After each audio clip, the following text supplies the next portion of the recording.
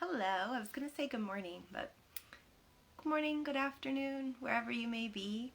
I haven't made a video in a long time, and I don't know why. I think I've been making more with my sister Jen, which is super fun.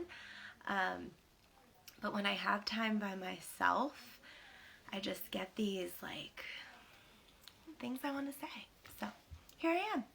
And even as I was typing what I was going to say, it was changing. So interesting. Do you get things like that? Do you just, even if you don't do it, do you feel like you have things to say to the world? Maybe that's just me. I don't know. Anyway, I'm already starting my ramble, but sometimes I've learned you need to ramble a little bit to get to the gold, to get to the good stuff. So I hope we find the gold today. Conversations with kids, with children. That's what I wrote yesterday because, all of us have a special gift. We have something that lights our fire, that we're good at, and that other people appreciate. Everybody does.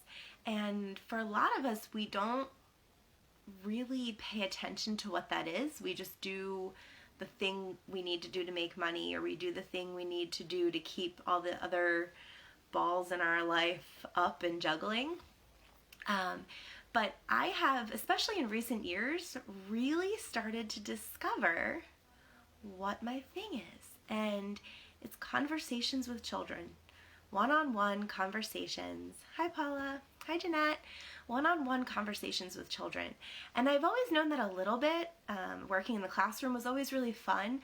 But the real gold for me was being in the classroom and just having a one-on-one conversation, or working out in the world. And being a nanny was always really special for me because I had a long time to get to really bond with one or two or three children, and then from that have these deep, meaningful conversations. And not having my own kids, but being a lover of children, that's super important. And just yesterday, I feel like I had the most amazing experience working with, just hanging out, being with my two nieces, where for the first time, and I've been here 4.5 months now in Arizona, and it was all of a sudden something clicked in me. Things are clicking in them developmentally, and it's super cool, but we just had this amazing conversation about fear and about taking risks and doing things that you're not sure about and why. And then that led to a conversation on death and all of us being here on this earth for different times and different reasons. And when you talk about these really big things with children, not only does it make it not seem taboo and not seem so scary for them, it also helps you to kind of figure things out. So I highly encourage having these conversations with kids, but even more so just figuring out what lights your fire, what lights your soul up. I got home yesterday and it was I was skipping, and I hadn't felt this way quite like this unless I had had coffee or something. I didn't. I had normal food. It was just a normal old day, but it was the interactions. It was the thing that I'm meant to do on the planet happened. And that was so cool.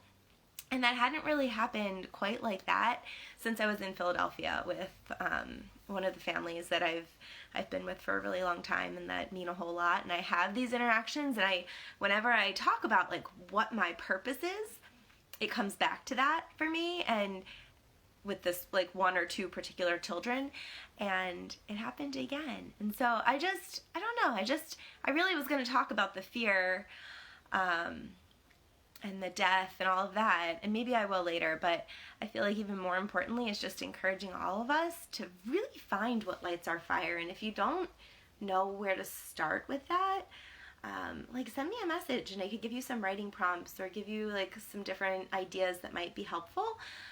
Because I know that it took me a while to really figure it out. I've worked in early childhood education for many years, but early on, I didn't think that's what I was going to do. I just thought it was kind of what I was doing for now. I worked at the Child Development Lab in college, and it just was it just seemed I was good at it, so I should just keep doing it, but it didn't It didn't feel like what I was really supposed to do.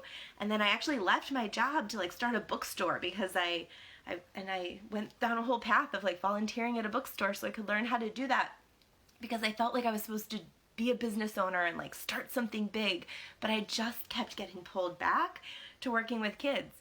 Why would you fight what you're meant to do? And it's not that it's just like that specific niche, like the way I was doing it might not have been what I was meant to do, but I stopped searching quite in the way that I needed to figure it out. But here I am now, and I know we are all on our own journeys, and we all have so many wonderful gifts and things to share. If you know what you really love doing and you want to chat about it, put it in the comments, or let's have a conversation. I don't know. I love to talk to people. So this is not what I was really going to talk about today, but I rambled on and here's where it was. So clearly something I said was meant for someone. I hope that you all have a beautiful Sunday, and if you're in Arizona, I hope to see you soon. If you're in Philadelphia, I hope you are finding ways to smile and laugh every single day, in Arizona too.